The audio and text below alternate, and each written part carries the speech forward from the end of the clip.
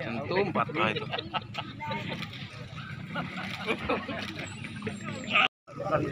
Restocking dan penyebaran benih ikan.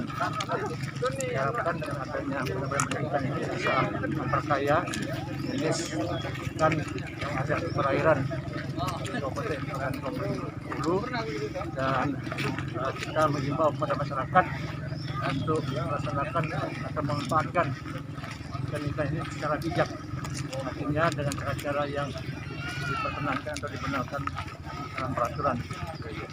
Kira itu.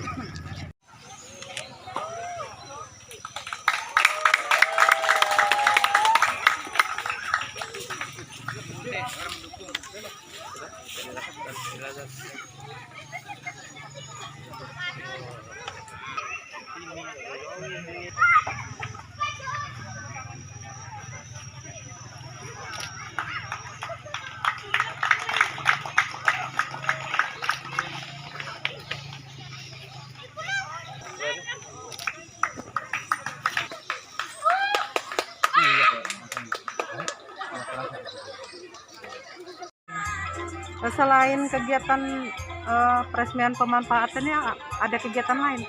Ada, jadi selain itu kita juga akan melakukan restocking atau penebaran benih ikan di 2 cekdam yang ada di Dusun Mekar Jati ini.